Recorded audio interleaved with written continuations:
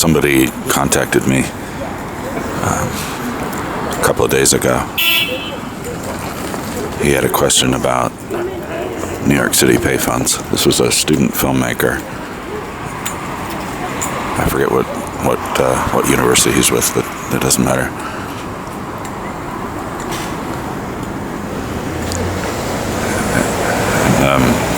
I tried to give him this impression. I'm not sure he was impressed by it, but and I'm not blowing any sunshine up my ass by saying this, but because I don't mean it as any kind of self-flattery.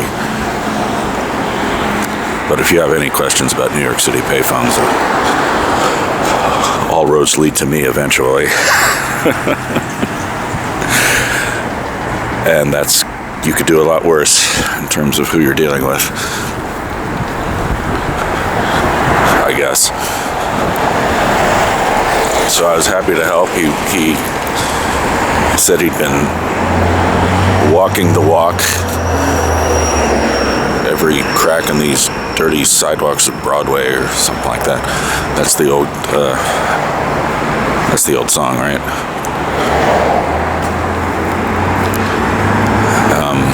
But he'd been out of town for about a year. He went upstate somewhere, and he came back, and all the payphones that he remembered were gone, replaced by, he described them as giant iPads. He was referring to the Link NYC machines, replaced by that or yellow mats.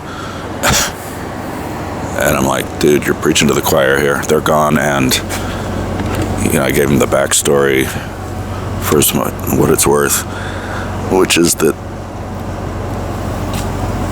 they're all required to be gone by now, and if you're still seeing them around, they could disappear today. They could disappear tomorrow. The classic account of survival. I thought that was alive. The one about the soccer team, or I should say football, that crashed in the Andes. Anyway, and then they all ate themselves. I thought that was the classic story of survival. Whatever the case, his specific question was, he's a filmmaker. He had this scene in mind where two people are talking on two different phones at the same time. I think he said they were talking to each other, or that's what I thought he said at first. Anyway, he needed two phones in a row, basically. And he knew where to find them on Coney Island, I think he said. He knew where to find them wherever in his neighborhood, wherever that is, I don't remember. And like I said, I was happy to help. I told him exactly where you could find two in a row. I couldn't remember exactly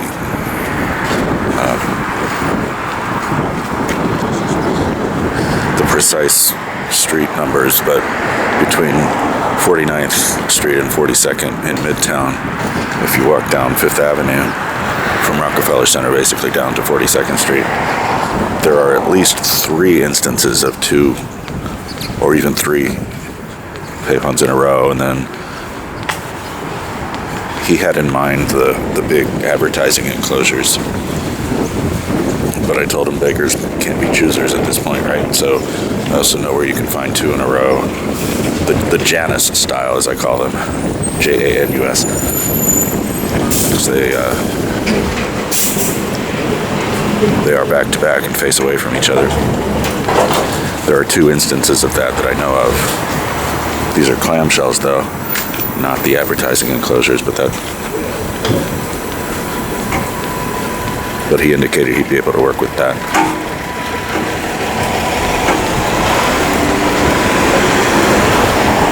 So I directed him to one instance of that in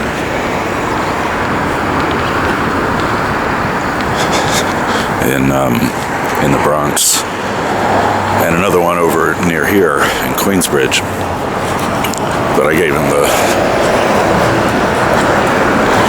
gave him the signal warning about Queensbridge, which is that I used to be pretty reckless about wandering into that area but I'm not anymore. I don't care about the payphones that much. The last time I was there, some months back, nothing happened or anything. Nobody bothered me, but exactly a half hour after I did my little business, this alert popped up on the Signal app. The Citizen app. The Citizen app is, I think that's only in New York now. It's like a crime watching thing where incidents of crime are reported in real time, or at least they claim to be incidents of crime. A lot of it ends up being false. But anyway, the Citizen app basically tells you when and where crime is occurring around you.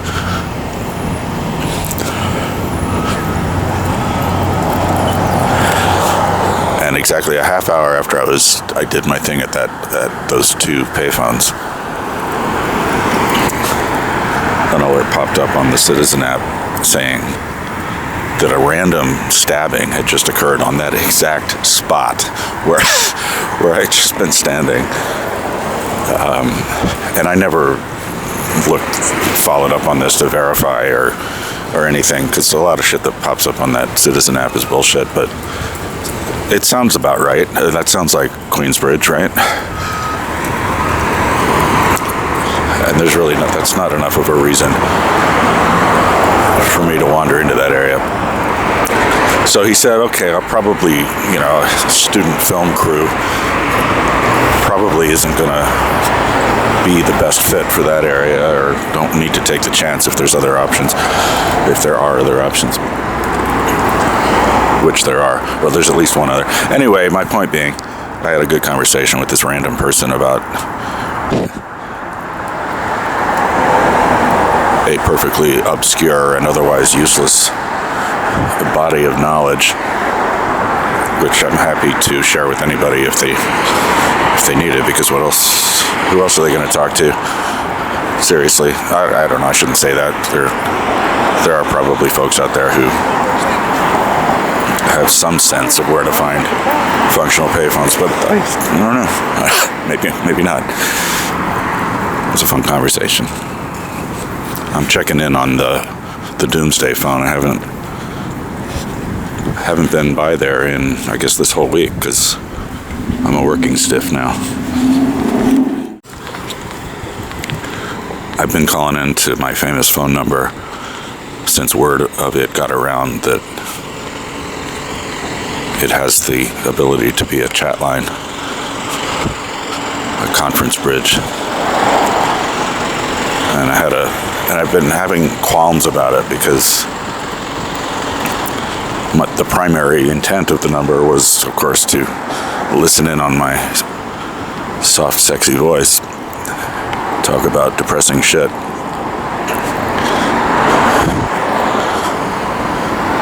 Hey, wow, all my cards are gone. Oh wait, no, there's one. That's been there for like a week.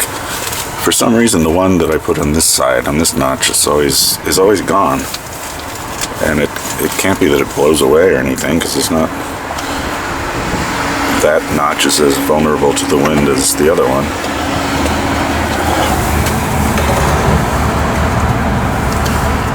There you go. Let's check dial tone. Yep.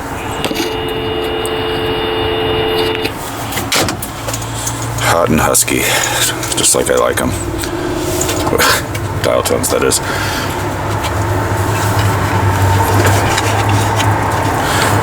But anyway, I got a call last night though that sort of confirmed my intuition, or confirmed my misgivings about calling in that way. And tying up the line, I guess you call it, because guess what? Some people calling in are expecting to hear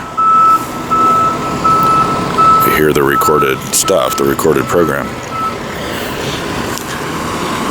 So a dude from North Carolina called in last night and seemed uneasy. And this has already happened a couple other times. Same exact scenario where, oh, sorry, I was calling expecting to hear a recorded program. I don't really want to talk to anybody. And they're nice about it. They don't say anything rude or anything, but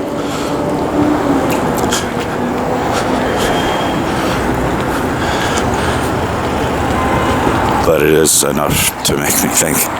I'm just laughing at myself because there was this really beautiful woman standing at the bus stop and I stopped everything. All my thoughts, train of thought derailed as I checked her out.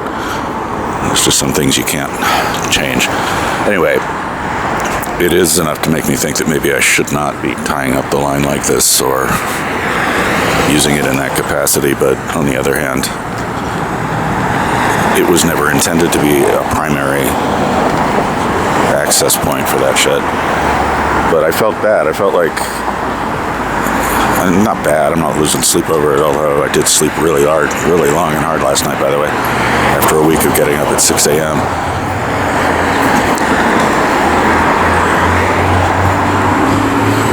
But I felt like I maybe let this guy down. I don't know.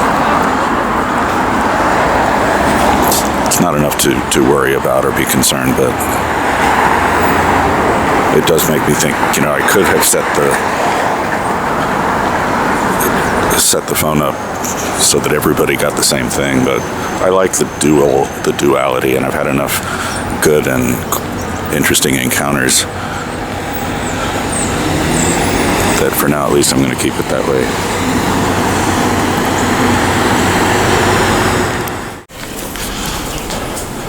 So with respect to the new job and being a working stiff, as I said, I know I'm overthinking this because that's just what I do. But a lot of stuff sort of tumbles through my mind as I think about going forward with this week. I mean, it's only been a week, but it seemed like a very long time before we got to what I signed up for, actually doing the job, or we're training for it now. And that's really set me on fire in a way. We finally got past the presentations and the welcome wagon and the paperwork and all that shit to focus on what we're there to do. And it's really pretty cool. I can't lie. I'm excited about it. I'm really happy to be there when we're doing that. The formalities and the presentations and all that shit still intrude on that, but I'm not complaining. It's still, though, I had some moments, I guess yesterday in particular, where I was reminding myself of the dude that worked at the record store when I was there. And I'm going to stop for a moment. Sometimes I am conscious of the people that might not want to appear in these little videos, or nobody really cares though. Sometimes I'm conscious of that, sometimes I'm not. It's just, I don't know what kind of mood I'm in.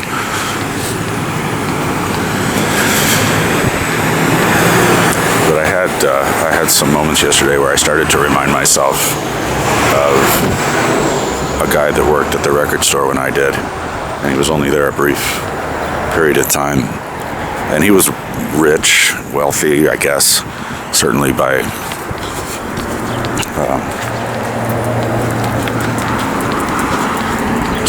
any of our standards. We all needed to be there. We all needed the money and needed the job. He was a rich Wall Street something. I don't know if he was a lawyer or a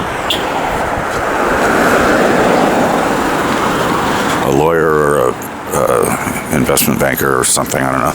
But he was fine. He was set financially. He just took on this job for fun, and there was a clear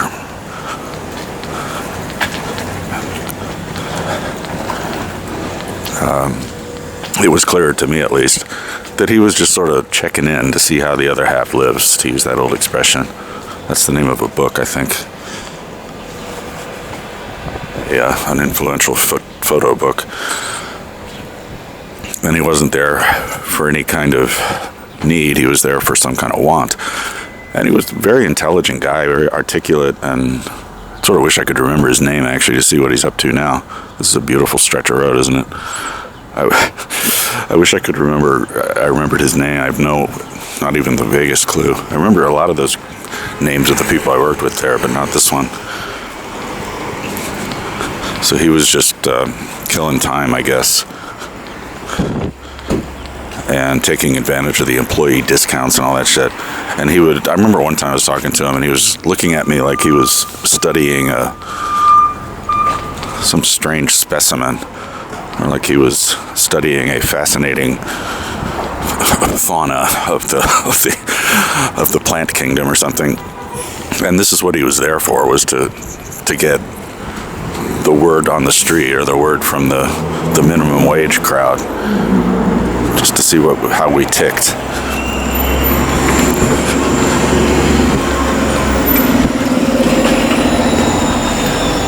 And at the end of the conversation, his shift was ending, and he just whipped out a $100 bill and bought I remember exactly what it was. It was the Art Tatum, like 8 or 9 or 10 CD set, which I think cost like $80 or $90 or something. It was more money than any of us made in a day. Forget about 3 days or 4 days, I don't know. And he just spent it like he was just taking another breath of air.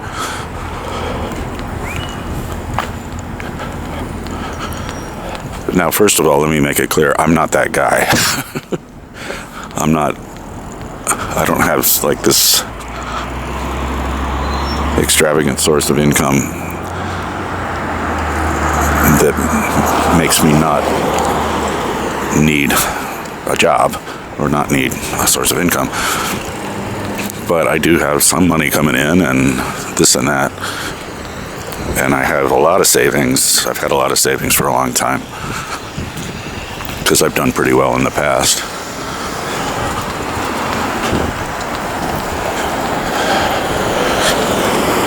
But some conversations yesterday, this is a confusing intersection, by the way. Seriously, I have the walk signal here and nobody fucking cares. It's just the layout of the intersection. Anyway,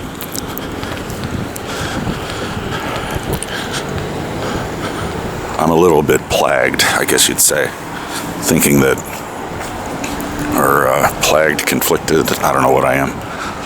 Wow, these pants are huge. These pants are from like probably 25 pounds ago.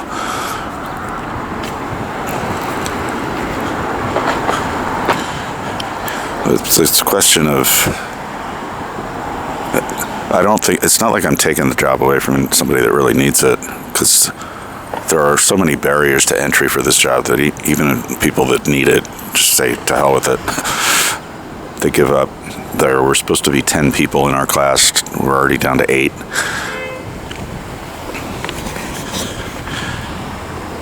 But I'm asking myself a lot of questions about it. My goal here is not to be at this spot more than 6 months.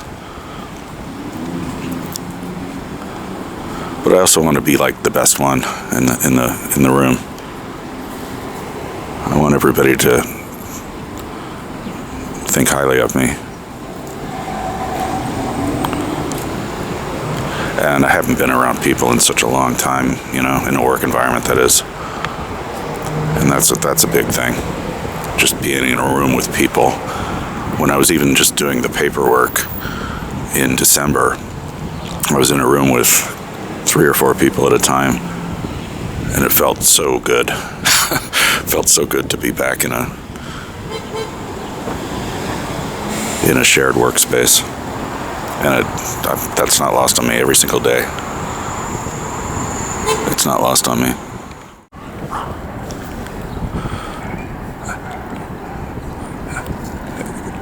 A leading question that I have for myself is, or has been, is this job really worth my time? Is this doing anything for me that I'm going to be able to apply to my future, if I even have one.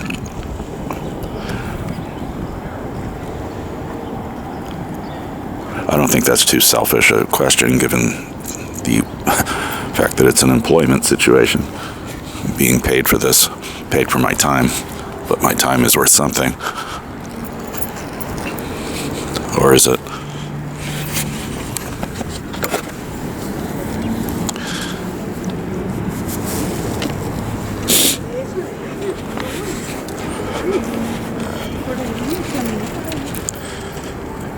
And you talk about income and salary and all that. I mean, I'm worth more than what I'm being paid in this role, but that's not really what I signed up for. I signed up for the satisfaction and the atmosphere. And there again, I come back to want versus need. And the unfairness of things, I guess. I also encountered a bit of... This is an equal employment opportunity operation, so nothing is supposed to matter. But I started to encounter a bit of ageism. I'm not old, but I'm clearly the oldest person in the room. I think one person might be close to my age. I'm going to be 54 soon. Most of these people are like 25 to 30. Most of the coworkers, that is. The managers, or whatever they call themselves, are probably like in their 40s. They've been at the company long. I don't really think about these things, but they've been at the company, I think one said 12 years. So that pretty clearly has got to put them in their 40s at least.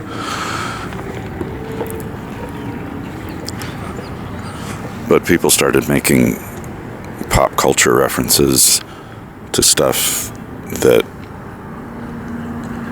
to TV shows or performers or whatever that I've heard of, but I don't really know anything about. And people are looking at me like, what the hell's the matter with you? I mean, all in good humor, of course, but...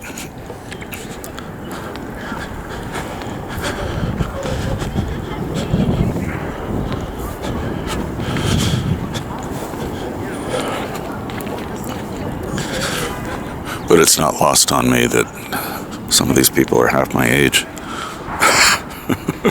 Just like I like them. If you've kept any tabs on my romances for the last couple of years, you'll know that I just can't seem to keep the youngins away.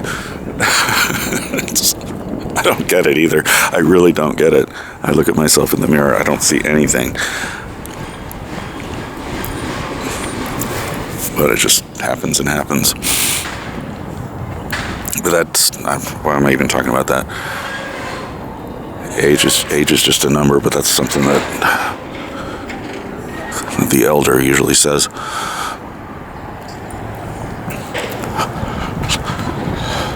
These aren't bad exhibits, by the way. I've sort of given up on this. This is Socrates Sculpture Park.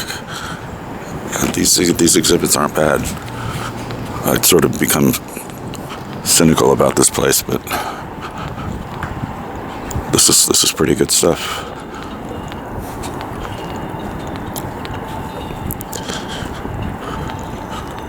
Schlaft mit verquetschte Kolakis.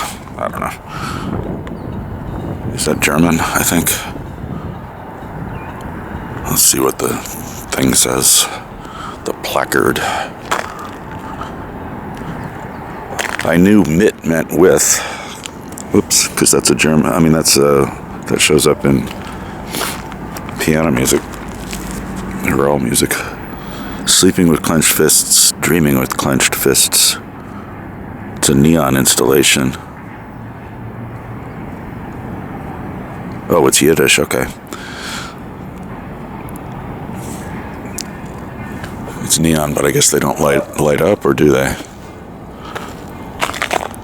Maybe they're lit and I just can't tell because the sun is blasting right on them. because there are what look like power cables.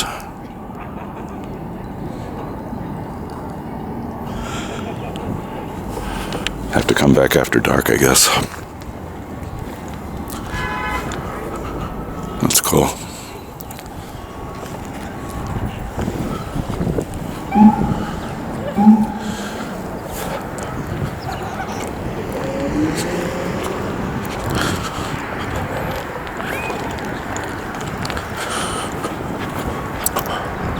This looks like a salamander. And I'm guessing the baby carriage is not part of the exhibit.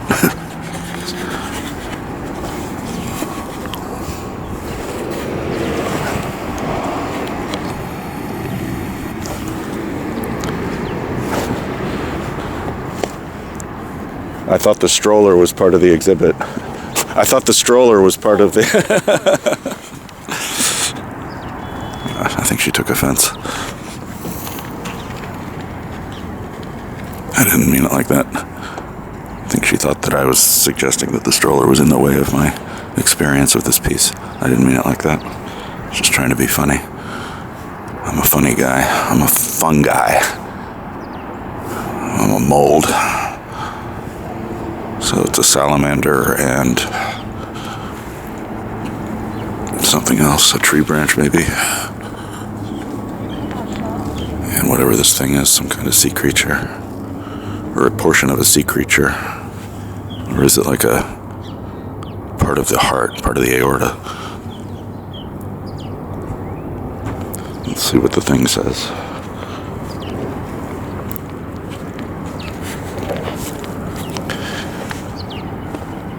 Hell Gatekeeper is nice. Monolithic wooden sculptures evoking the form and function of fishing lures. Okay.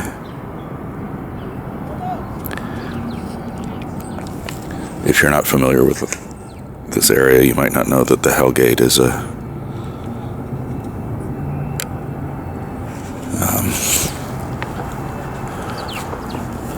bridge over here. I don't know if you can see it from here.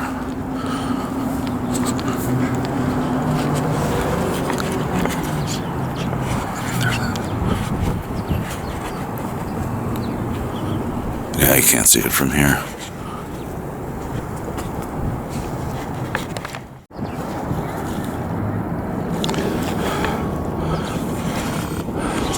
So yeah, the Hell Gate is like up around the bend that way.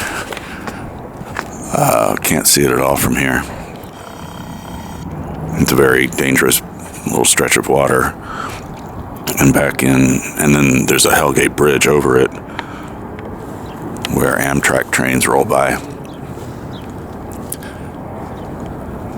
And it's considered a very dangerous body of water. I think it was early 20th century.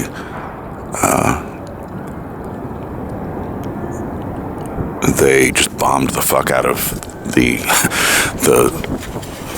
bottom of that area, the bottom of the Hell Gate, in an attempt to make the passage less treacherous, less dangerous, but it's still pretty rocky. And then the Hell Gate Bridge, I guess if Astoria has a symbol or a logo or a visual representation that anybody might recognize, I guess it would be that, the Hell Gate Bridge, which is identical, by the way, to a bridge in Australia over the Sydney Harbour. But the Hell Gate Bridge, I don't know. Give this some thought, I suppose, but if anything visually represents a story, I mean, in the sense that, same sense as the Unisphere in Flushing Meadows is the unofficial symbol or icon of Queens in general, I would nominate the Hell Gate as the similar symbol of Astoria. And I've told this story before, but I'll tell it again. These letters that you see surrounding Socrates Park, all these stones actually, this portion has sunken into the ground since they were laid down in the 80s.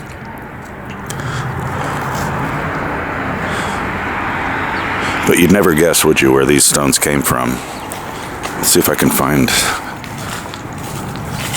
the full bore example, or as close to it as you'll find. I think it's over here.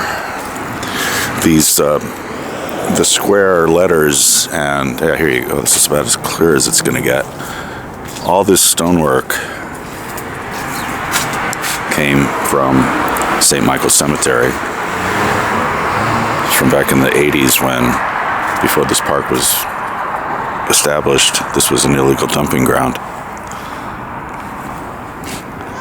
So what happened in the 80s was St. Michael's Cemetery was a disaster. Like, it was overgrown and unmanaged, and nobody was taking care of it. And you wander through it not even aware that it was a cemetery. So new management took over, and their first order of business was to knock over a whole shit ton of burials for which there had been no perpetual care payments made. And they knocked over all those tombstones, threw them in a truck, and dumped them here. And this STE is about as full a name, I think, as you're going to find. Actually, I think there is a full 5-letter name somewhere down the other way, or down the street. But these are, if you ever go to St. Michael's, there'll be no mistaking specifically the big squares, but the style is unmistakably identical. So they hauled all those stones here, dumped them, and thought that was the end of it. And then they threw 6 feet of dirt on top of all the old burials. And here's a decorative piece that would have been on one of the markers. They dumped 6 feet of dirt on top of all those old burials where they had cleared the stones, and they started selling new space. And they were, you know what, they were perfectly within their rights to do this. But word got out anyway, and there was this community outrage, and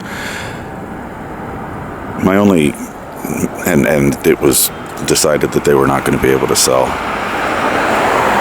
new burials on top of the old ones like this.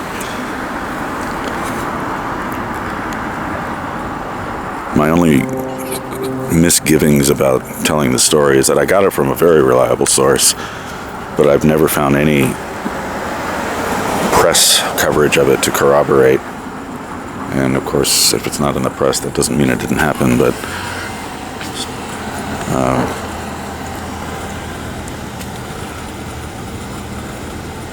if there's any, I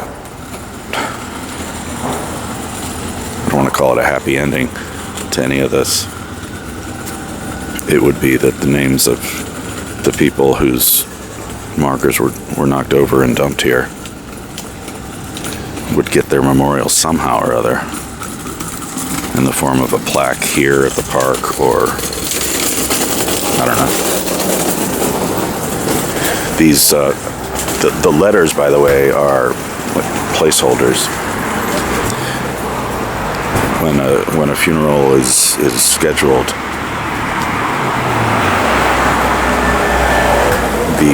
for a fresh burial, the tombstone itself is not always present. Not typically, it's not present yet. It doesn't show up until later. So they put these letters down on the plot, and the letter is the first letter of the deceased's last name. And if it wasn't so cold, I might go out there today to illustrate what I'm talking about, but you can take my word for it. These are the same style of letters that are next to the tombstones that later came to the burial sites. And you see the word lot, and we saw some other cemetery type verbiage. Oh, here it is. This is the name. This is the only full name that I'm aware of out here. Oh, no, wait, you know what? There's a couple others inside. I'm going to go back in and point those out because it's interesting. And I guess that's Corges, C-O-R-G-E-S, or maybe that's G-O-R. Yeah, I don't know. I looked up this name for any kind of reference, but it's kind of hopeless. If it mattered, I'd sort of sharpen my forensic genealogist skills again, but there's kind of nothing I can really do here. But I think it's still visible inside. I'm going to see if I can find it. There were two words. Oh, but you know what? They're not full names. But I'll show you anyway, because it's cool.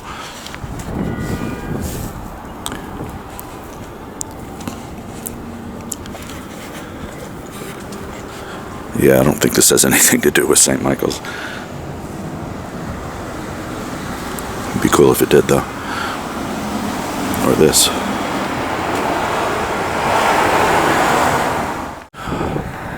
Yeah, I remember now that it's overgrown, so you can't see it. Or else I'm just blind, which is entirely possible.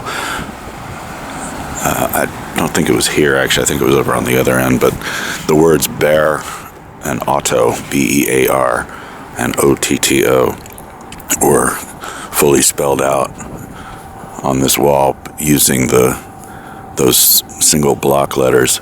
In my mind, I always think of it as two single words on a stone, like the gorgeous, or however you pronounce that. If I'm feeling industrious when I make this video, put this video together, maybe I'll find my photos of that. Anyway, this is interesting. It's called Rest Cure. It's an audio and sculpture installation. It invites you to recline and listen, because who doesn't want to do that in the 15-degree winter? Let's see what happens. It has these chairs, and there's a bench over there, but you know what? I think I'll do the bench instead of the recliner chair. I don't want to get too comfortable. Let's see what happens if I sit down.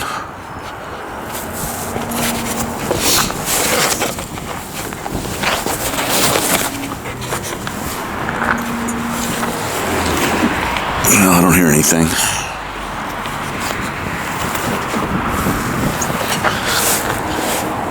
I was assuming it was like motion activated, but I don't see.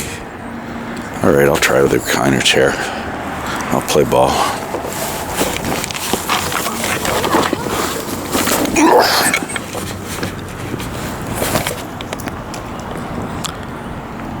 I don't know if I'm supposed to do something or if I failed this test. So like there's the same chair over there. Yeah, don't hear anything.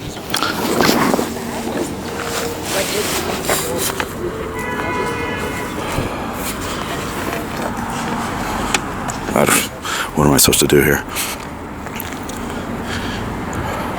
I don't see anything that looks like a motion activated sensor or anything, so I would assume the audio is just supposed to be happening. There's some colorful stuff though.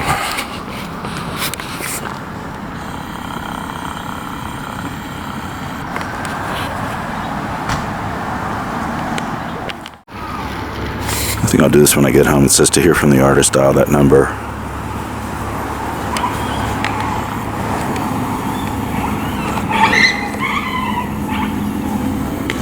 This will probably be my only encounter with this thing, so it's unfortunate that it doesn't seem to work unless I didn't read the instructions thoroughly.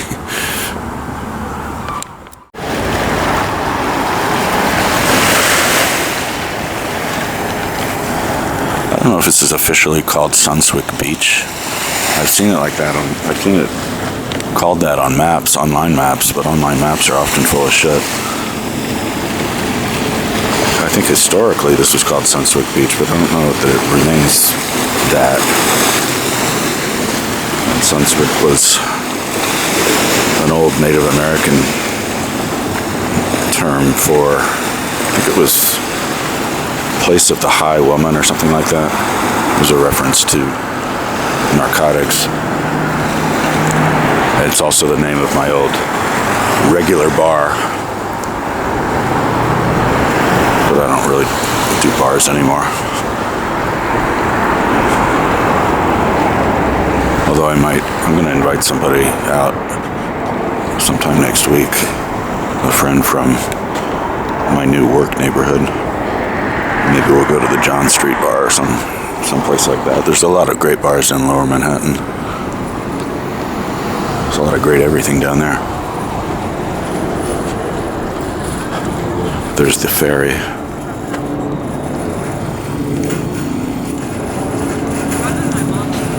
This new building still going up, I guess, is going to be called Astoria West.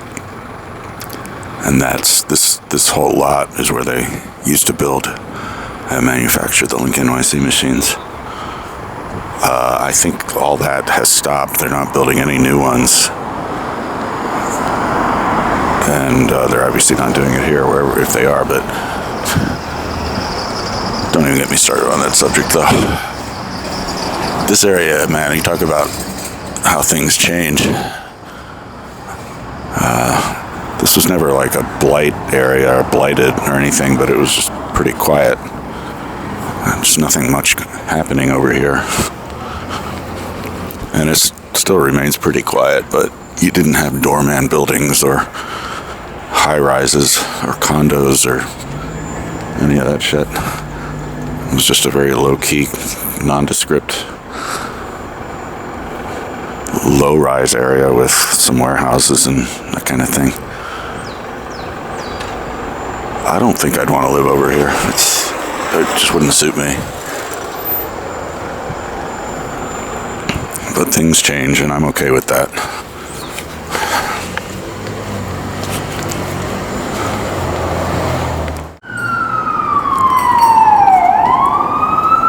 Here comes an Am-byoo-LANCE, as we used to call them down south.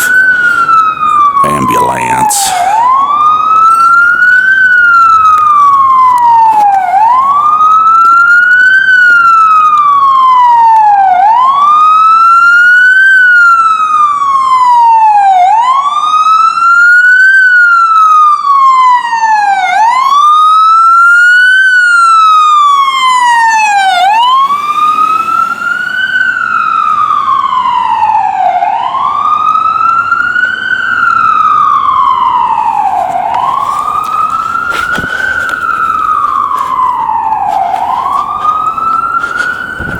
This is 14th Street. You know, my father was an ambulance driver when he was just out of high school, I think. That's back when ambulances were volunteer driven. Can you even imagine that? I mean, if you're of a certain age, you might remember that ambulances were staffed by volunteers. Now it's like if anybody was in that ambulance, they're probably going to face like a $8,000 bill just to get them from point A to point B. And maybe I shouldn't be so cynical. Maybe they're actually saving that person's life in that van right now, or in that truck. But you read accounts of people who, fell down and hurt themselves and got hauled off in an ambulance, and they got stuck with like thousands of dollars in bills. Oh, look, this ATM is available. This is a available ATM.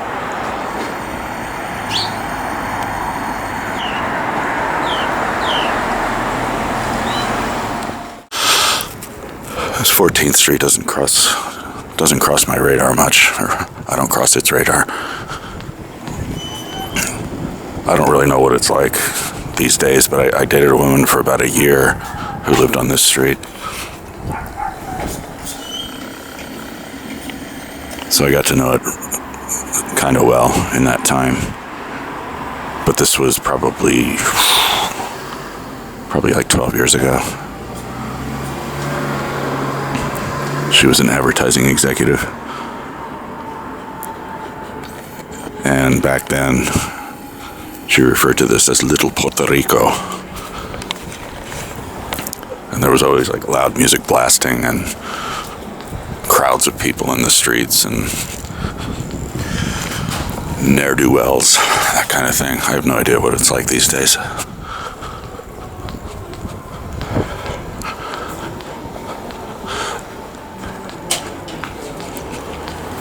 I pointed out in an earlier thing that a murder occurred over on Broadway at 23rd Street. It's a spot that I walk past almost every single day.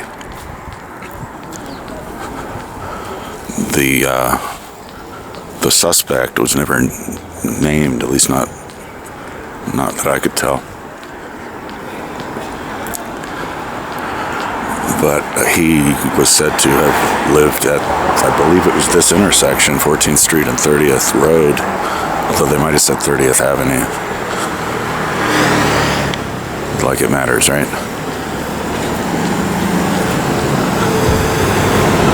The reporting on that incident, I guess, is ended. I haven't looked for it, but the victim was identified, a 41-year-old woman, and the suspect killed himself. Was found dead in his apartment somewhere around here, 14th Street and 30th something.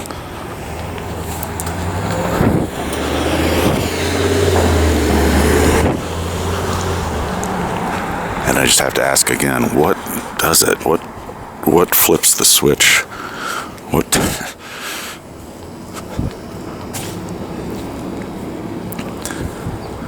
How does a person reach a point where they think, I have to do this, I have to murder this person? How does it get to a point where that seems like the right thing, the only thing to do? And you think of other heinous acts that you just can't get into the mind of someone that would reach that point.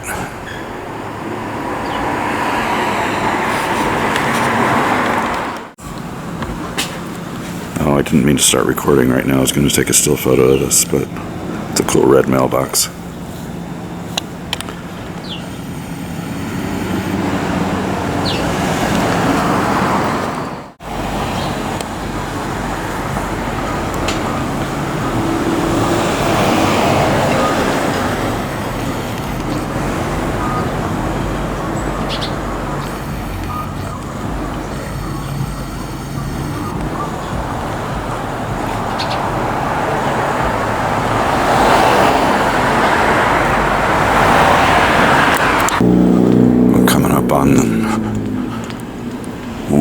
Court,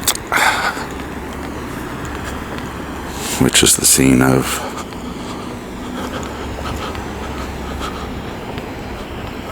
some of the most elaborate street art you're going to find in this part of Queens.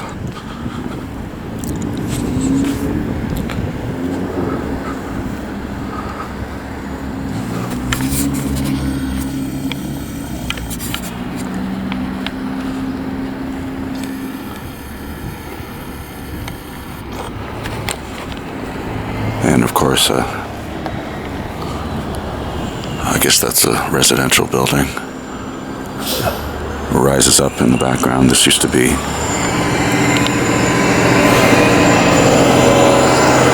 pretty quiet, pretty low-key,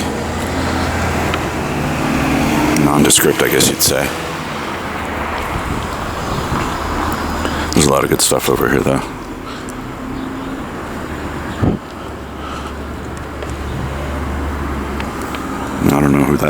I don't know what the story here is, but maybe I'll look it up later. Marcia P. Johnson. And this art is by... is that Caleb? Nealon? Lena McCarthy. This one's been here a while. I remember this one from last time I was here.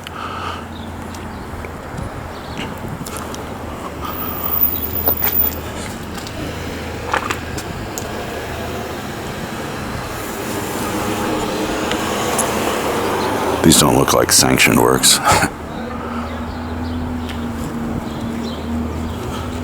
Of course, what do I know? For all I know, this is all illegal, but I doubt it. I think the property owners here gave approval.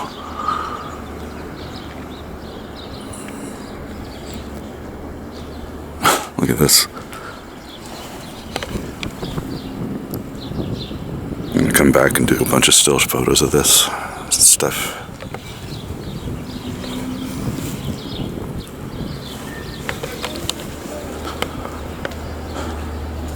What is this? This is your brain on drugs? This is your brain on a wall. Maybe that's not what it's supposed to be. I don't know.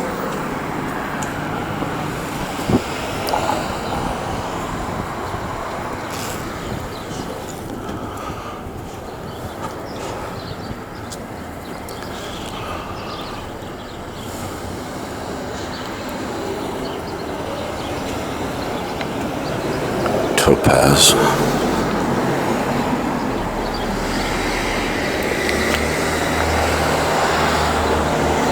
Infringement.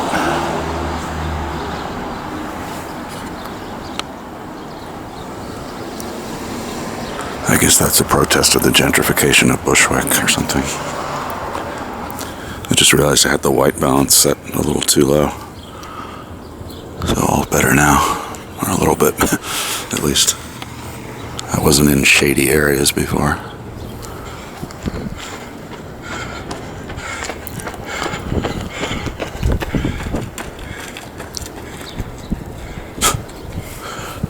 I don't mean to laugh, but I didn't realize what that sound was as he approached. Heavy breathing.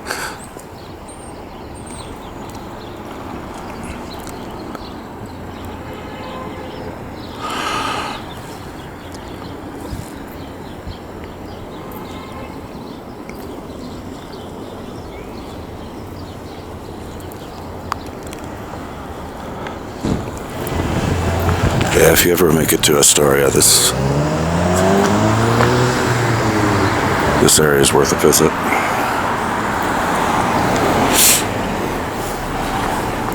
"30th Ave in Welling Court." Should be able to map that.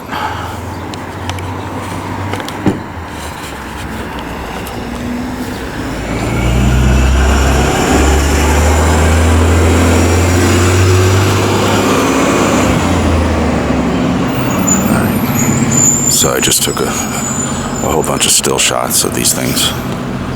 I didn't get all of them, but that's not my intent. This community garden, a couple of friends of mine, they're married. They had a plot here some years ago. I think it was just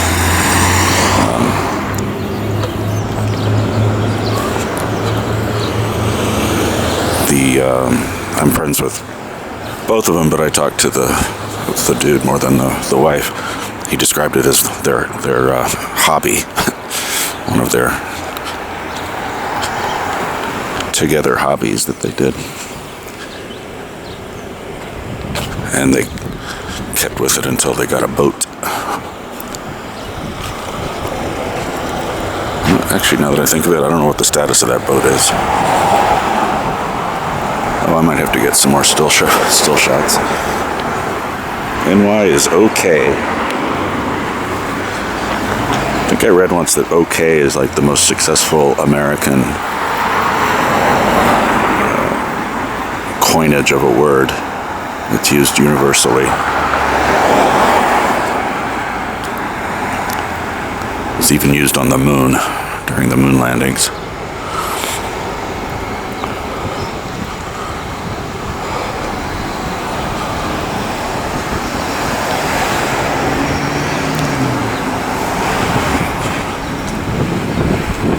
Some Picasso going on here.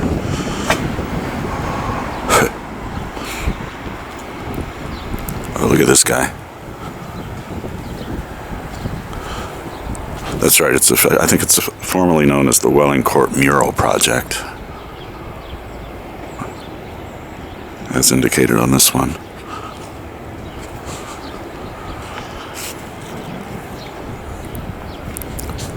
And I haven't been getting any of these artists' names. I know I'm a horrible person. It's cold, and I don't want to be out here all day. That's no excuse. Just have to come out and see them for yourself. Oh, this is cool.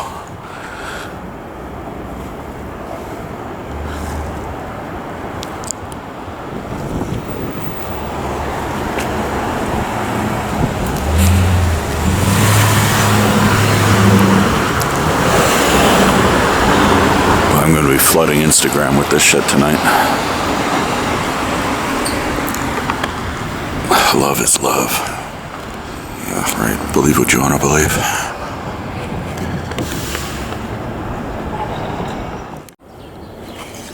I think I'm gonna make this my my Instagram lead image, or I don't know. This is gonna represent something for me.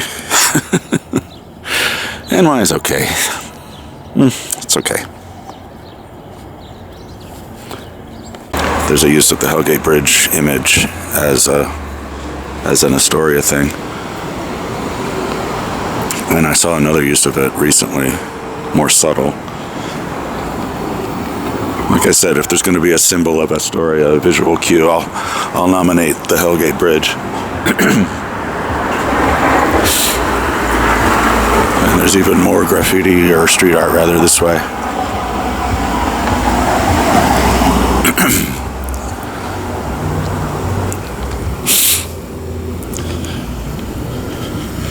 And there's a little cemetery over here that the public is no longer allowed into, which sucks because it's a really cool little yard. A lot of familiar names for anybody who knows Astoria much.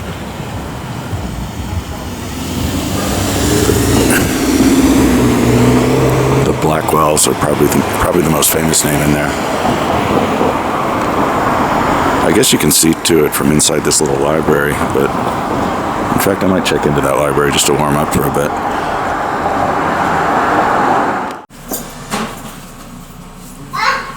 It's funny, dictionary's open to the word want, the very word I've been chewing on all day, or all week.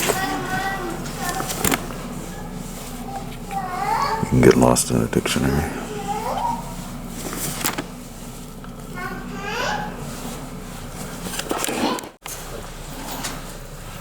Seems like a lot of the surrealist literature is written in French.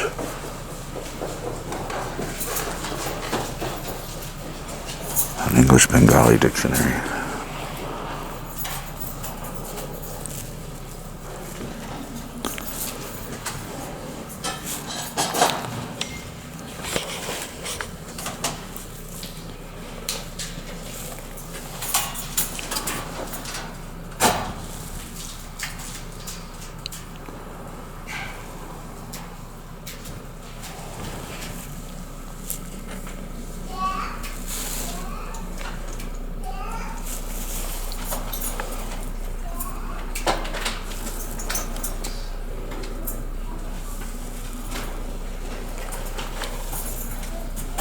Mold, that's a great name, great title. Probably about gentrification in some way.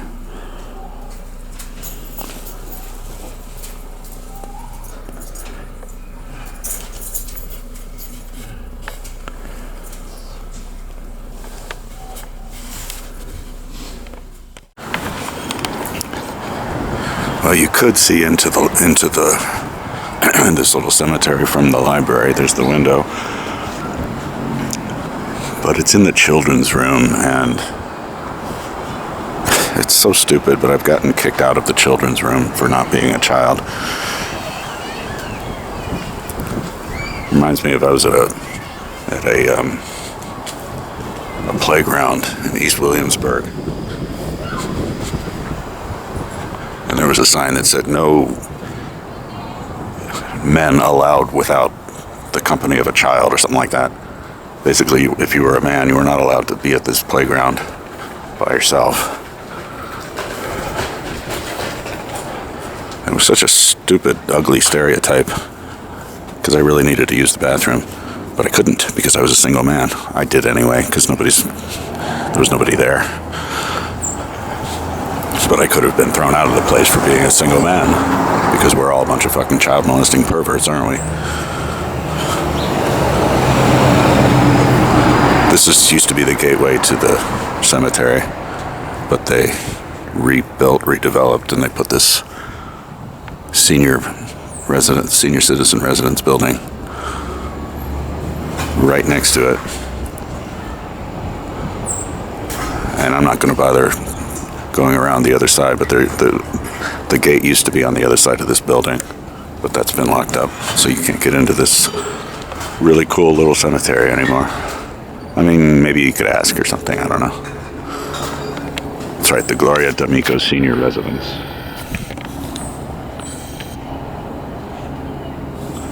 Right next to the cemetery. How about that? And this little church. This old church, this is still active. I don't know if they ring the bells here, though.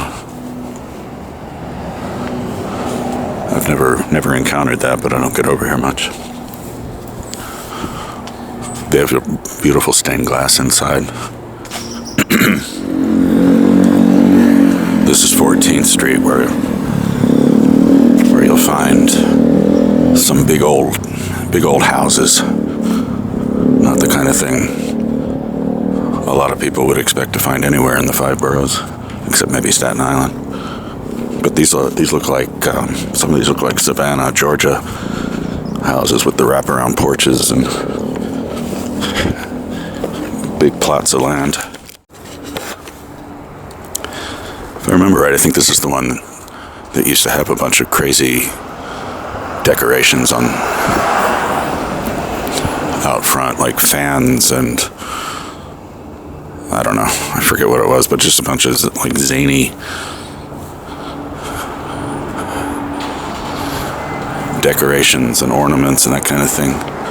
But the property changed hands and all that stuff went away. I don't know what's up with this lot.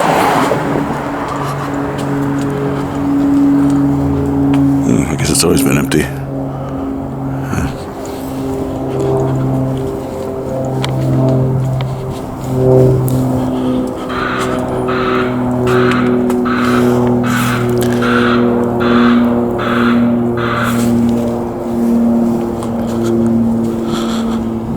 That's a lot of windows.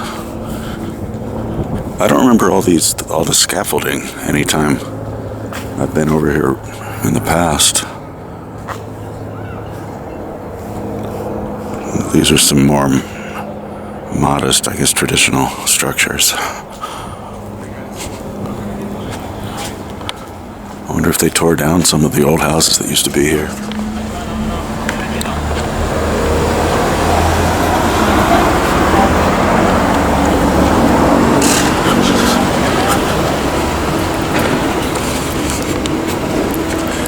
I think they did. I think they did tear down some of the old houses. In fact, I'm really not recognizing this stretch of road much. Well, here you go. This is more like what I was alluding to. This looks like a hilltop house you'd find in any other part of the country besides this. Look at that. This one's got a gift wrap. Maybe somebody gave this house to somebody for Christmas. That would be great, wouldn't it?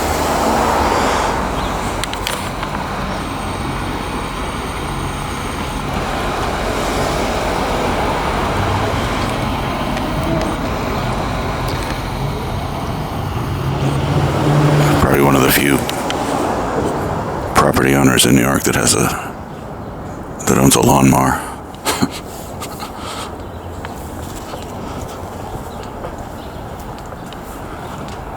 Tell you what, though, the stretch of road doesn't feel the same as it did in previous passages. All that scaffolding and stuff.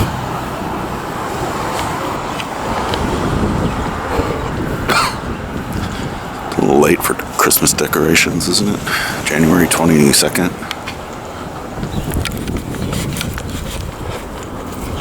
And here's one of the arted up emergency call boxes, which probably does not work, but it looks good, right? Costs the city millions.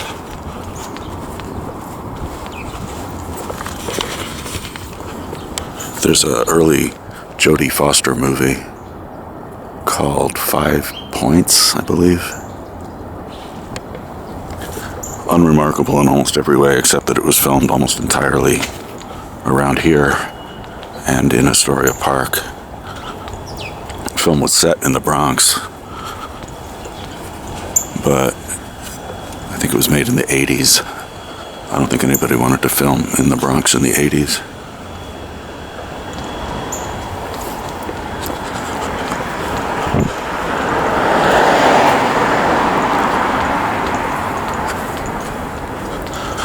might even do some research into this, because I seem to remember this stretch of road feeling a lot more August in terms of big old buildings, big old houses.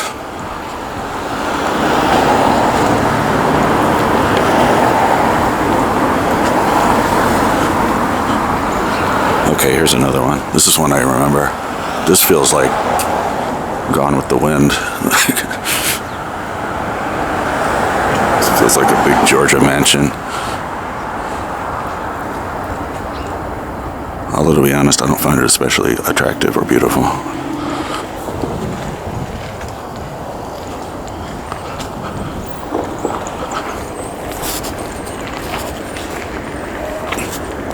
Oh wait, what's it called? There's a name for it. The Bilquil Mansion?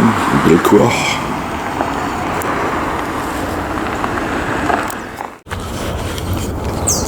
Getting back to the single man thing. There's a sign in a East Williamsburg playground that said, if you are not accompanying a child, you are not welcome here. Reminds me of so many things, so many biases. But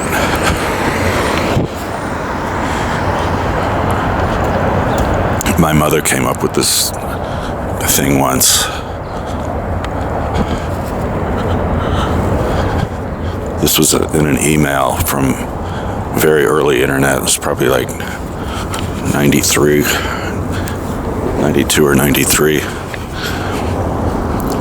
And it was when I didn't know how to save emails, and even if I did, I probably would have lost this one by now anyway. But she forwarded me something that she said was a quote from somebody somewhere, I don't know. And effectively what it said was, like I remember exactly what it said. It said, beware the single man. If he has nobody to take care of and nobody to take care of him, then he's going to get into a lot of trouble. Something like that. You just don't want to. You just have to be wary of the single man, because with the lack of companionship, he's just gonna drift away and get into trouble. I've never found this quote anywhere. I've never found, I mean, I'm sure there's discussion about that sort of thing in some context, but I mean, my mother said she was quoting somebody on this. I've never found this quote anywhere.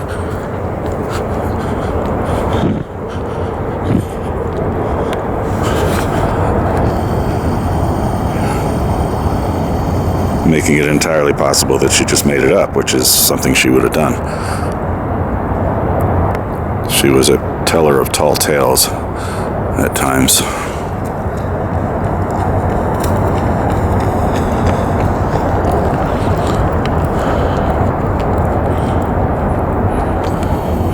She followed up this email later by saying that wasn't really directed at you, by the way. Because at the time, I guess I was single, but you know what? My mother never really knew about most of my dalliances. She knew about the longer term ones, but she didn't know. I didn't talk about everything else.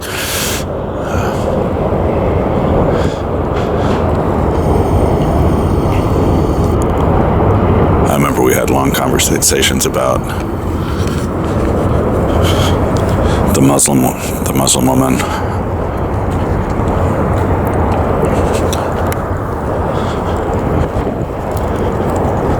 And how I felt it was inevitable that this was never going to go the distance,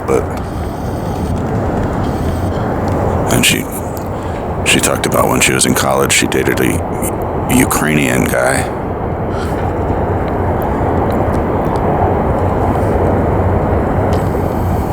And they got as far as she met the guy's mother. And the mother was perfectly courteous and all that, but she just made it abundantly clear that this was not going to happen.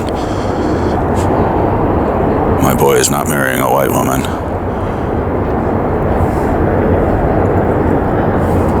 Muslim woman I was with no doubt had similar conversations with her parents. I've sometimes asked myself if I should ever have entered into that.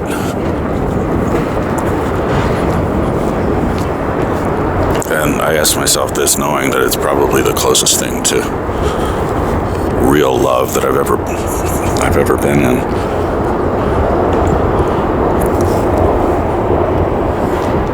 But there's always this like lingering question that I was putting her at risk, or our relationship was putting her at risk with her family. Because you think about disciplining and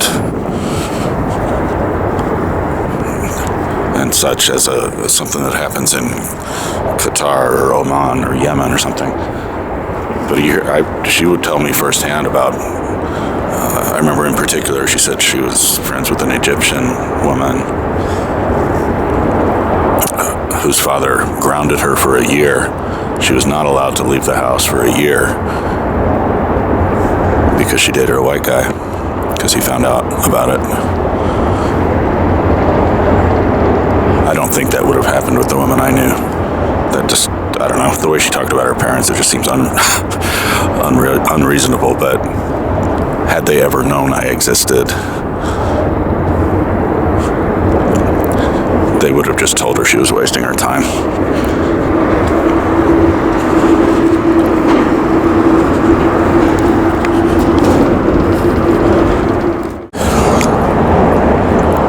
Well, there she blows.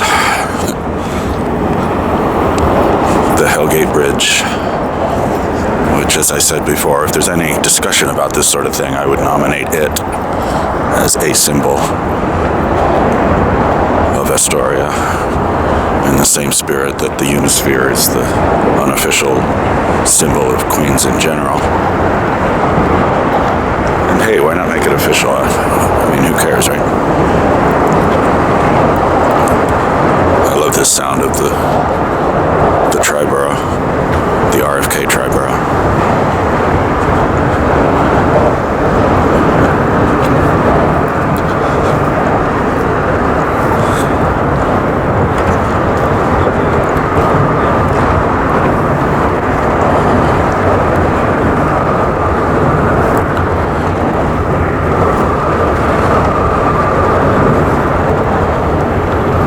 Just listen to that.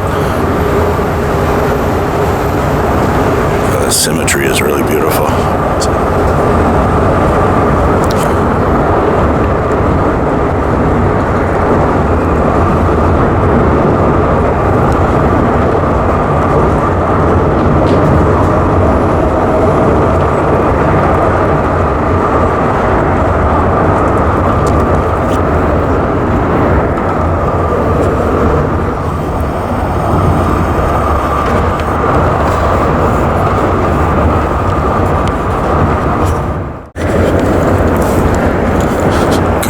Skateboard or skating portion of the place. It's really cool to just sit and watch these kids who know what they're doing.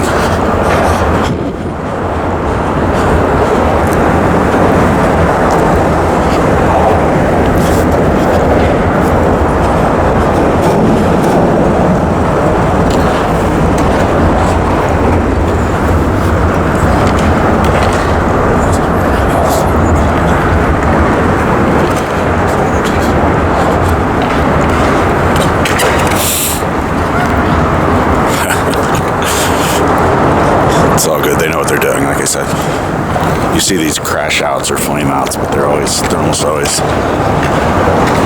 anticipated.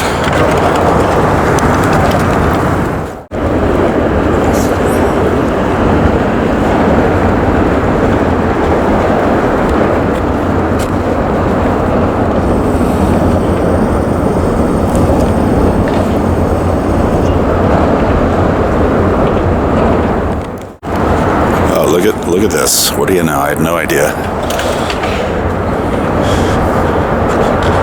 I had no idea whatsoever. There'd be one of these free little library things. I think someone commented on an earlier spot that there's an app you can get that tells you where to find all these things, and that's cool, but I really like the serendipity factor. Oh, look, this one doesn't have the glass cover. These books might get soaked in the rain, right?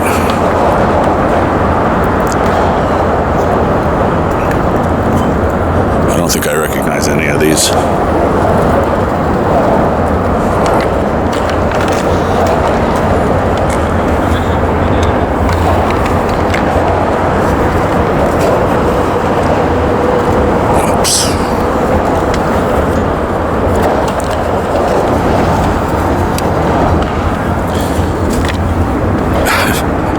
It absolutely perfectly, right?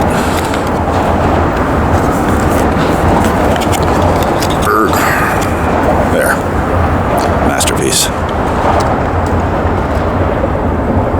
I think I have ordered chain potok. I don't know, I'm probably just not seeing all these. I can be looking right at something and not know what I'm looking at.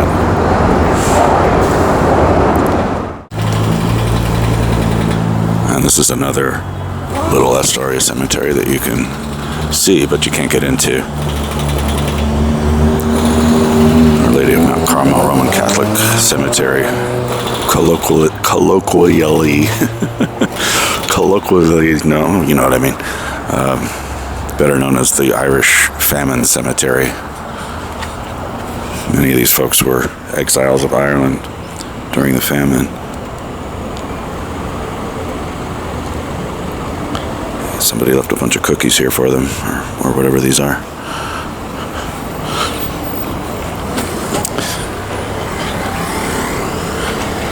This used to be pretty overgrown too, and it's in Astoria, but it's maintained by the Brooklyn Diocese, I think. I think that's what they're formally known as. There is one burial in here of someone who is a forebear of, I should remember this name, but I don't. And I don't, somebody here is a forebear of someone who went on to be, I think it was Secretary of Defense under Ronald Reagan. No, that can't be right. It was Secretary of a high-ranking cabinet member in the Reagan administration. And this is sometimes, in discussion of this cemetery, it's sometimes used as a inspirational point that you can come to this country and become anything you want. Well, or your descendants can. There's another use of the Hellgate as a motif, a visual cue. There's also a place up by Astoria Park where I just was called Hellgate Social. I don't remember though if they used the image of the Hellgate in their art, but maybe they do.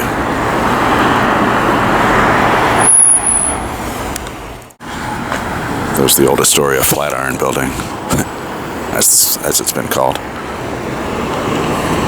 A lot of old pictures of that building floating around from, I guess, 19th century, early 20th century. I think there used to be a saloon on the ground level or something. It's an interesting little structure across the street from the Islamic Center.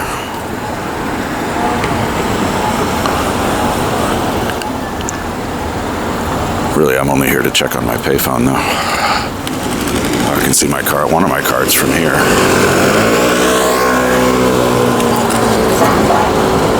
So that's been there for like a week, I think. But the other one is gone, and these fit pretty snugly, so somebody would have had to take it. I mean, they don't just blow out with the wind or anything.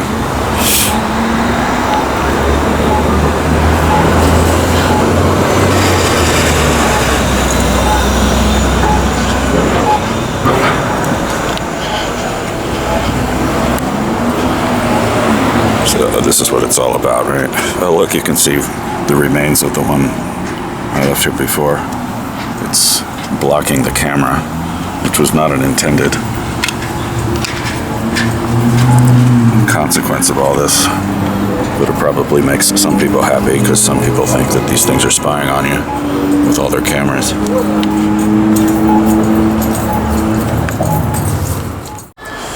Here it is once again. I feel like anytime I see this could be the last. But the old phone number, Astoria 45500. A friend of mine emailed me a picture of this a couple weeks ago. He's like, "Have you seen this one?" I was like, you know what? This is actually the first one I think I ever saw that I recognized as an old phone number. If I gave it any thought at all, I would have thought this was a real estate place. I would have thought it was like a real estate license number or, certification. It's like, oh, I'd be happy to work with this guy. He has his AS4 5500 license. But no, that's a phone number for the old Millionaire Realty. You can barely see the lettering now. And it's right next to a sewing machine shop. How old school is this anyway?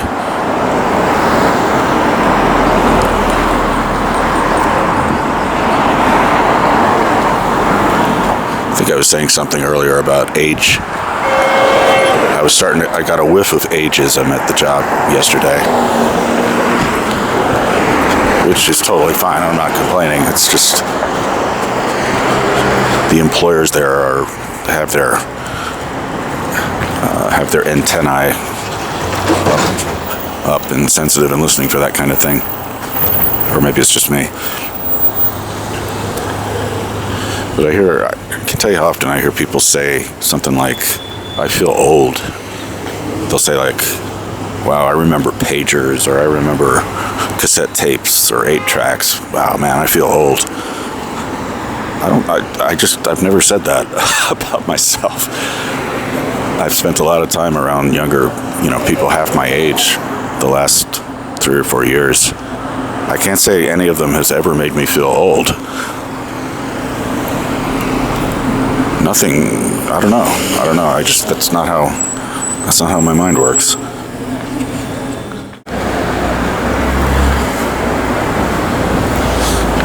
The age thing came up yesterday in context of some kind of pop culture reference that I didn't get. And one woman, actually I don't think anybody got it except for the one person, and she was like, "Wow, man, I'm really old. I'm 30.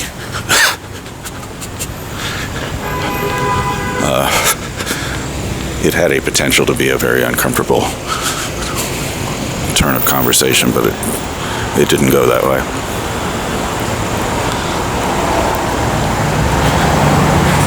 I don't know why they did this, but what the fuck, really? They painted these statues pink. Maybe it's a breast cancer thing.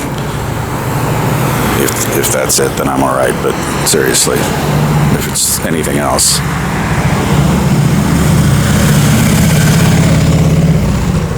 That's the Astoria World Manor. People like to make fun of it for being so tacky. But I've only been in there a couple of times. I actually really like the interior. It's true to itself, let's put it that way.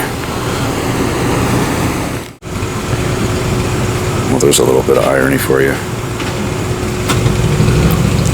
This is a mushrooms and coffee establishment.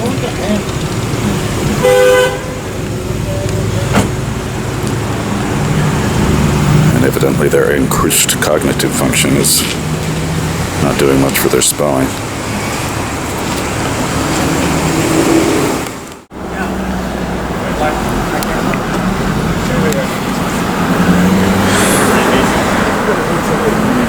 But you talk about age and all that.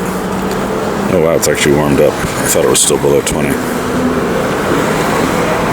It was when I came out. You talk about age and assumptions people make about it. Maybe I shouldn't be, or I shouldn't dismiss where I'm at with that kind of thing. I mean, I don't have kids. I don't have those kind of responsibilities.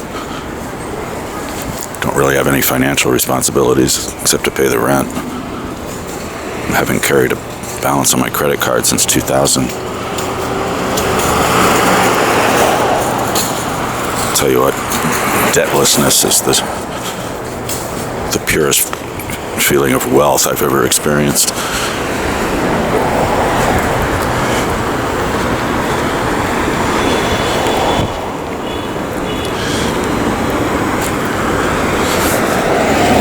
I've learned all kinds of new things from people half my age, and I guess it goes both ways, but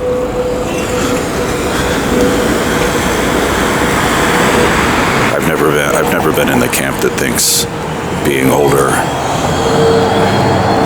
makes you wiser.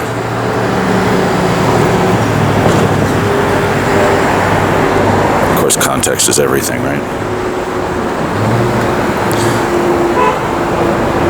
I haven't really reached a point where I think that older makes you anything except older on paper.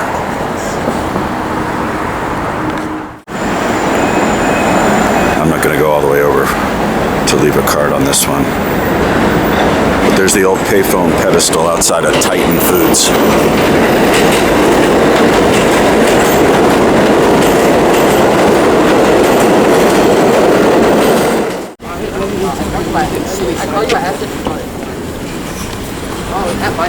So I've been sticking the cards up 30th Avenue. Let's see if this one is still here. Yeah, nobody's ever gonna grab that one. I wouldn't want to stick my hand in that shit.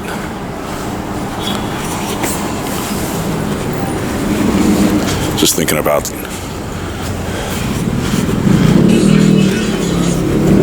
my attitude about the job, about how I only want to hold on to it for 6 months. I feel a little bit of, I don't know.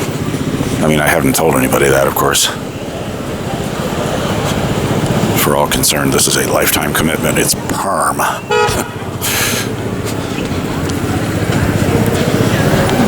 But I'm not a career guy.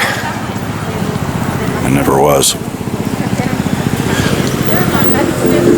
I've never really made sense of the fact that I lasted as long as I did at Time Warner, but my goal with that job was just to make enough money to pay off all my debt. And that is what I did, and I should have walked the day that happened. But I hung on, and it's all good.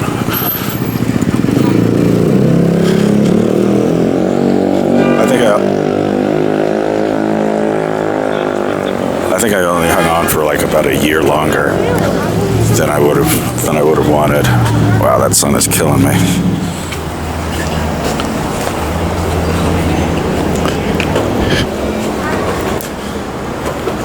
I don't know why I should feel guilty about anything though.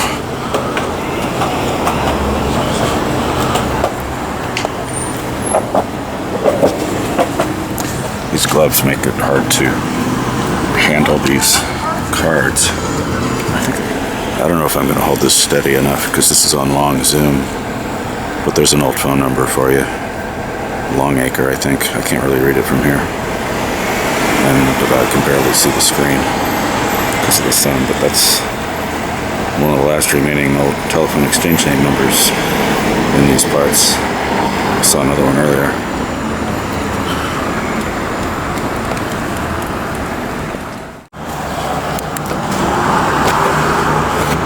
I feel kind of bad. Somebody just asked me for 4 quarters for $1.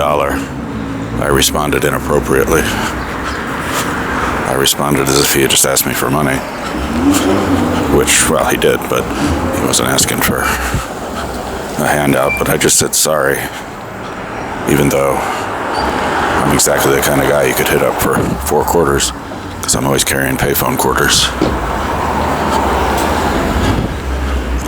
I mean, I don't feel awful about it, but I think my reaction came from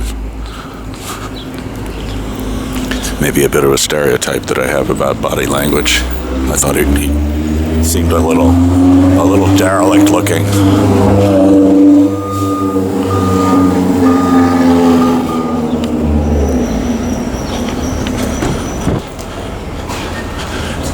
And he had a drawl about his voice that made him sound drunk. In point of fact, I think he was just trying to pay the parking meter. Missed my opportunity to do something nice for somebody.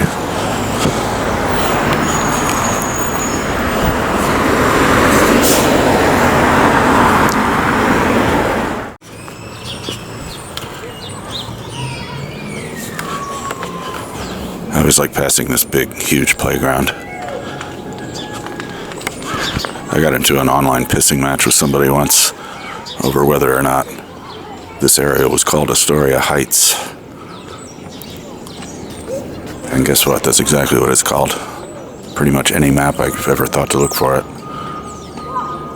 proves that this area is called Astoria Heights, but this one woman was just having none of it. She's like, there is no such thing as Astoria Heights. Just go fuck yourself. I'm like, okay, you have a good day now. But when they renovated this place, and they got rid of the pool, there was compared to the big Astoria pool, it was pretty small, but seemed like it was actively used, but I guess, I don't know. Those Parks peeps did their math. I've only ever seen that sign in one place that says single men not in the company of a child are not allowed on this playground. And I have looked for it ever since I saw that one. But it's so stupid. Honestly, it's creepy.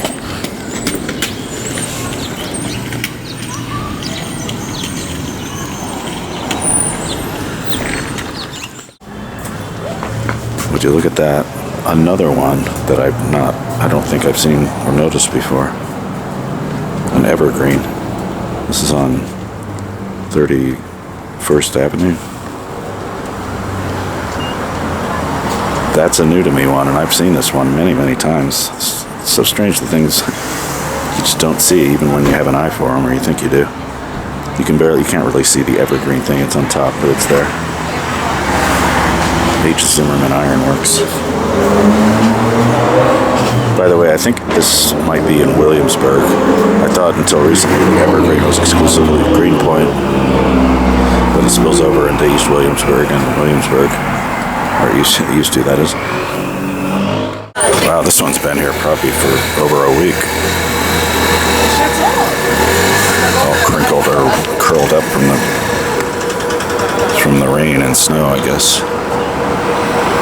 Pretty durable affixment.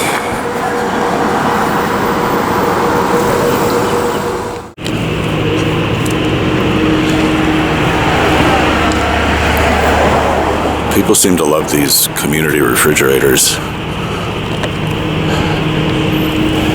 At least they say they do. This one, there's almost never anything in it, but today there's a bunch of milk. Something I hadn't considered, this came up in conversation yesterday,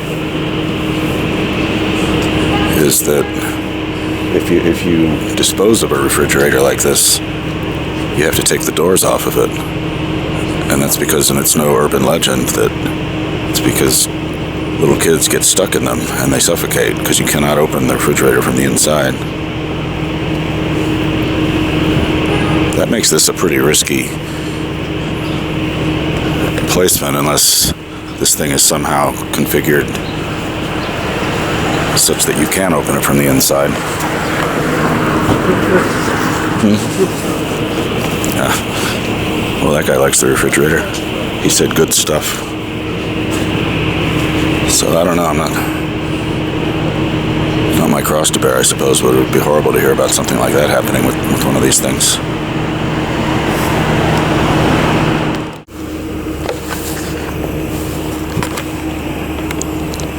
This is the Windmill Community Garden,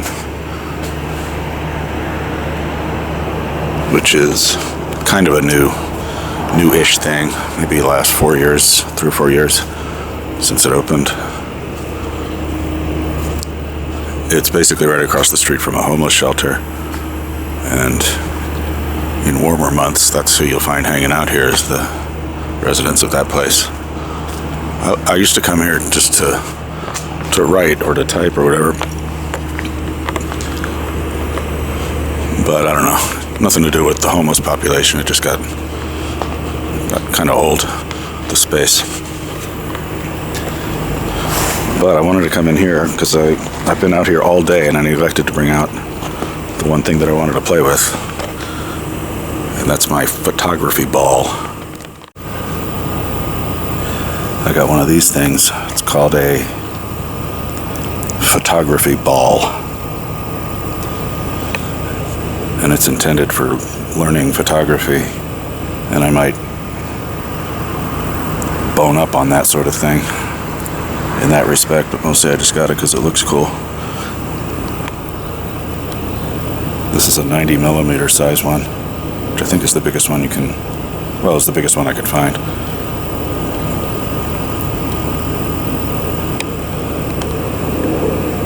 Fascinating, isn't it?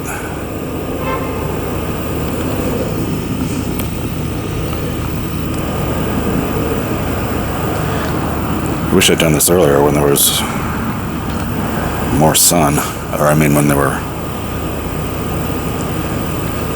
more places I could sit down where there was sun. Well, this will make for some cool shots. I just have to figure out where to put it.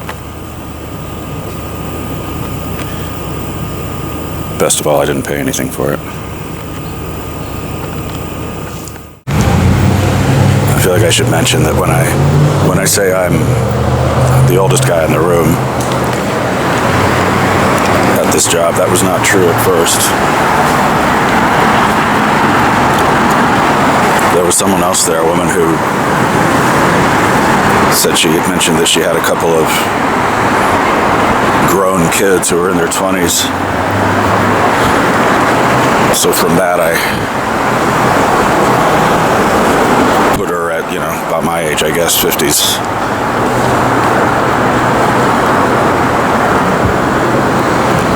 Anyway, I feel like I should, I don't know why, but I want to summarize my first week at a full-time job in 20 years. That my style didn't feel cramped. I was sort of imagining I was going to get twitchy and want to just get up and go out for a 10-mile walk like I do every single day, or like I've done every single day for I don't know how many years now. That kind of thinking never really came over me. The only real feeling of adjustment was like day one when to get up at 6. But every day after that was just like, yeah, all right, I remember this. Here I am. Some of it was boring. I mean, it's all a certain amount of like paperwork and presentations and formalities, but once we got to the real thing, I was actually really having fun.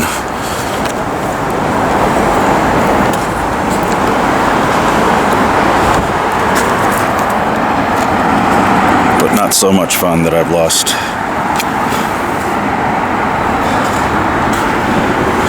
track of my 6-month time horizon.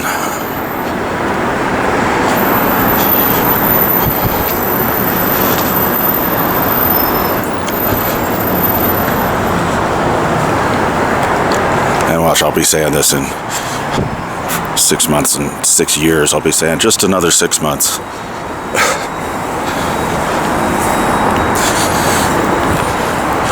Because you know what, I got skills and I can do a bunch of shit.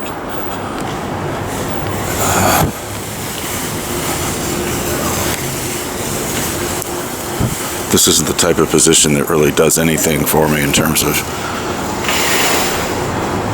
professional development, except to prove that I can do it, to prove that I can sit down at a full-time job after 20 years of the flaneur lifestyle. I exaggerate with those claims. It's an image I like to cultivate because I do work my ass off for long periods of time.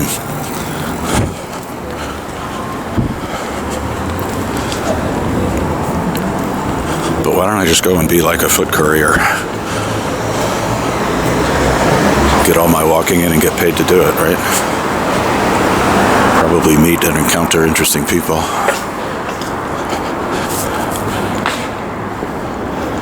Being around people does feel good.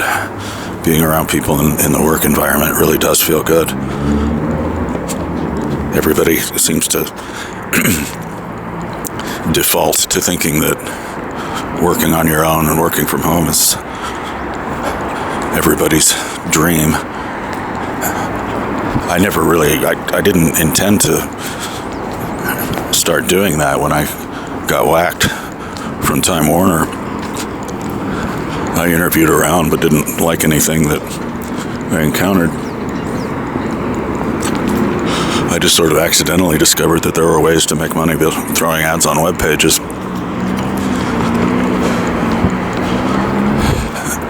One thing led to another. Next thing you know, I was doing pretty well with that.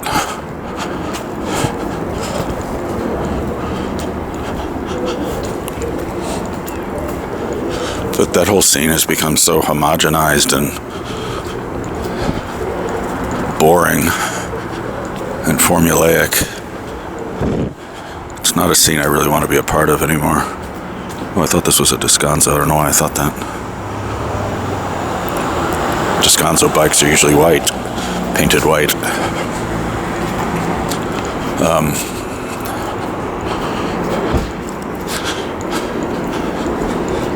But yeah, I had always, well, initially at least, I intended to get back to some kind of regular job, but I ended up down this rabbit hole and had a lot of fun with it for a long time. But I don't know when it started piling up on me, but it started to feel like I was drowning, swimming in my own vomit.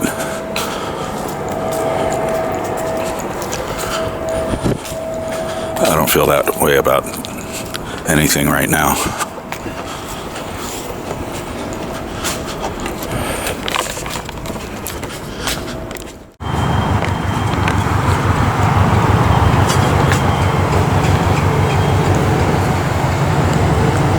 Oh, I thought sure this one was still going to be here.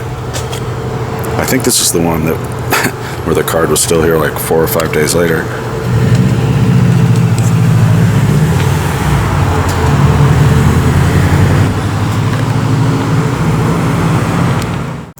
But all in all, my overall fear had been that I was going to be like to use the cliche, the square peg in the round hole.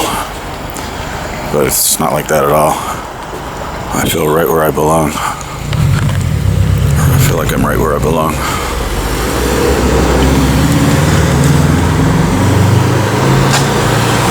There's another one where the remains of the previous one are lodged in and blocking the camera. That's so funny. That was not any part of my plan, but to enable talkback, plug in headphones, press 1 and then pound. That's a default behavior for these things. If somebody touches the screen and then doesn't do anything, it goes into whatever mode that is. It's a American with Disabilities Act thing.